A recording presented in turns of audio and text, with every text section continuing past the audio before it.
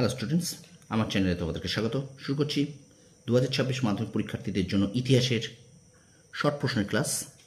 ইতিহাসের চতুর্থ অধ্যায় থেকে আমরা শর্ট প্রশ্ন করব। তোমরা দেখতে পাচ্ছ এই যে আমি কমলা কালারের যে দাগটা দিয়ে রেখেছি সেটা হলো যে হাইলাইটস দেওয়া মার্ক করা, সেগুলোই প্রশ্ন, এবং সবুজ কালার এগুলি উত্তর। চলো শুরু করি ক্লাসটি। আর প্রত্যেক দিনের মতো একটাই কথা বলবো, শর্ট প্রশ্নের কোনো সাজেশন হয় না, শর্ট প্রশ্ন কেউ সাজেশন করে পড়তে যাবে না। তোমাদের প্রত্যেকটা সাবজেক্টে কিন্তু শর্ট প্রশ্ন প্রচুর আছে, 30-এর ওপরে শর্ট প্রশ্ন আছে। সুতরাং 30-এর ওপরে যদি তোমরা প্রত্যেকটা সাবজেক্টে পেয়ে থাকো তাহলে কিন্তু তোমাদের স্কোর 90 বা 90-এর ওপরে চলে যাবে, ঠিক আছে? তো সুতরাং শর্ট প্রশ্ন কোনো সাজেশন হিসেবে পড়বে না। শর্ট প্রশ্ন তোমাদের যার কাছে যার টেক্সট বইটা আছে খুঁটিয়ে পড়ো, আর অবশ্যই আমার চ্যানেলটা ফলো করো। আশা করি তোমরা আমার এই চ্যানেল থেকেও অনেক অনেক উপকৃত হবে, ঠিক আছে? বেশি করে আমার চ্যানেলটা শেয়ার করে দাও, আর আমার চ্যানেলে যারা নতুন আছে তারা অবশ্যই আমার চ্যানেলটা সাবস্ক্রাইব করতে ভুলো না, আর পাশে থাকা বেল আইকনটি প্রেস করে রাখো।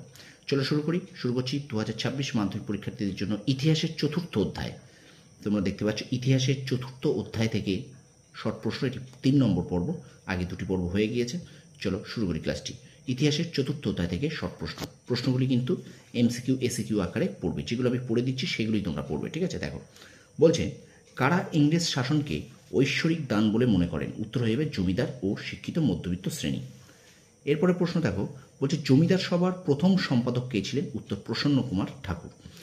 পরের প্রশ্ন বলছে দেখো, জমিদার সভার প্রাণপুরুষ কে ছিলেন, অথবা জমিদার সভা কার উদ্যোগে প্রতিষ্ঠিত হয়?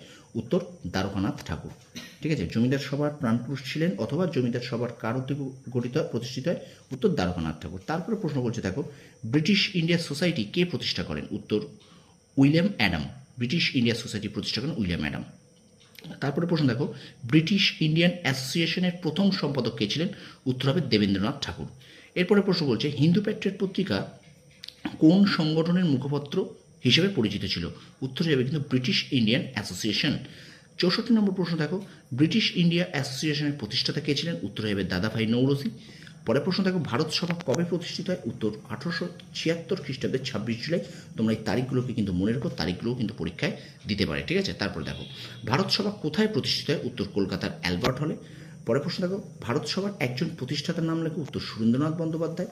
68 নম্বর প্রশ্ন দেখো, ইন্ডিয়ান লীগ কে প্রতিষ্ঠা করেন? উত্তর শিশির কুমার ঘোষ। পরের প্রশ্ন দেখো, ভারত সভার প্রথম সম্পাদক কে ছিলেন? উত্তর হবে আনন্দমোহন বসু। পরের প্রশ্ন দেখো, ভারত সভার সহ সম্পাদক কে ছিলেন? যোগেন্দ্রনাথ বিদ্যাভূষণ ও অক্ষয়চন্দ্র সরকার। পরের প্রশ্ন দেখো, ভারত সভার শাখা কোথায় ছিল? এলাহাবাদ, মিরাট, লখনৌ ও লাহোরে। পরের প্রশ্ন দেখো, ভারত সভা কোন শ্রেণীর মানুষ প্রতিনিধিত্ব করত? ভারত সভায় কোন শ্রেণীর মানুষ প্রতিনিধিত্ব করত? উত্তর যাবে শিক্ষিত মধ্যবিত্ত শ্রেণী। স্টুডেন্টস, ভিডিওটা যদি ভালো লেগে থাকে অবশ্যই আমার চ্যানেলে শেয়ার করবে, আর অবশ্যই কমেন্ট বক্সে কমেন্ট করে জানিও তোমাদের এই ক্লাসগুলো কেমন লাগছে, আর তোমরা কী ধরনের ক্লাস চাও। আমি কিন্তু তোমাদের সাজেশন নিয়ে খুব শীঘ্রই আসি। তো সুতরাং চ্যানেলে যারা নতুন আছে তারা অবশ্যই আমার চ্যানেল সাবস্ক্রাইব করো, পাশে থেকে বেল আইকনটি প্রেস করে রাখো, আর একটু বেশি করে শেয়ার করে দাও, ঠিক আছে? চলো ভিডিওটা কন্টিনিউ করি। পরের প্রশ্ন দেখো, বলছে ব্রিটিশ সরকার কবে সিভিল সার্ভিস পরীক্ষার্থীদের বয়সসীমা 21 বছর থেকে কমিয়ে 19 বছর করেছিল? উত্তর হবে 1876 খ্রিস্টাব্দের 24 ফেব্রুয়ারি। পরের প্রশ্ন দেখো, কে নাট্যাভিনয় নিয়ন্ত্রণ আইন প্রবর্তন করেন? উত্তর লর্ড নর্থব্রুক। পরের প্রশ্ন দেখো, লর্ড লিটন প্রবর্তিত দুটি প্রতিক্রিয়াশীল আইনের নাম লেখো। একটা হলো দেশীয় ভাষা সংবাদপত্র আইন বা ভার্নাকুলার প্রেস অ্যাক্ট 1878, এবং অস্ত্র আইন, এটাও কিন্তু 1878। সাল দুটো মনে রাখবে, প্রশ্ন এইভাবে আসতে পারে, দেশীয় সংবাদপত্র আইন কে প্রবর্তন করেন এবং অস্ত্র আইন কে প্রবর্তন করেন, ঠিক আছে? তাহলে কিন্তু এগুলো দুটোই কিন্তু লর্ড লিটন। পরের প্রশ্ন দেখো, কোন ভাইসরয়ের সময় ইলবার্ট বিল সংগঠিত হয়েছিল? লর্ড রিপন। পরের প্রশ্ন দেখো, ভারত সভার কোন নেতা আসামের চা শ্রমিকদের বিষয়ে লিখেছিলেন? উত্তর দ্বারকানাথ গঙ্গোপাধ্যায়। পরের প্রশ্ন দেখো, স্বদেশী আন্দোলনের সময় ভারত সভা কী উদ্দেশ্যে জাতীয় ভাণ্ডার গড়ে তোলে? উত্তর স্বদেশী দ্রব্যের ব্যবহার জনপ্রিয় করার উদ্দেশ্যে। পরের প্রশ্ন দেখো, এ নেশন ইন মেকিং কার আত্মজীবনী? সুরেন্দ্রনাথ বন্দ্যোপাধ্যায়। পরের প্রশ্ন দেখো, জাতীয় সম্মেলনকে কে জাতীয় কংগ্রেসের মহড়া হিসেবে অভিহিত করেছেন? উত্তর অমলেশ ত্রিপাঠী। তারপর প্রশ্ন দেখো, হিন্দু মেলার প্রথম অধিবেশন বসেছিল কবে? 1867 খ্রিস্টাব্দের চৈত্র সংক্রান্তিতে। এবং শেষ প্রশ্ন দেখো, মিলে সবে ভারত সন্তান গানটি কে রচনা করেন? উত্তর হবে সত্যেন্দ্রনাথ ঠাকুর।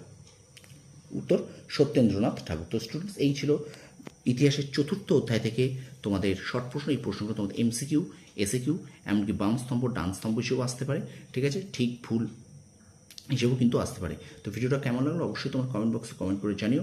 আর অবশ্যই আমার চ্যানেলটি একটু বেশি করে শেয়ার করে দাও। 2026 মাধ্যমিক পরীক্ষার্থীদের জন্য কিন্তু ইতিহাস, ভূগোল এবং বাংলার ক্লাস চলছে। বাংলা ক্লাস খুব শীঘ্রই শুরু করব।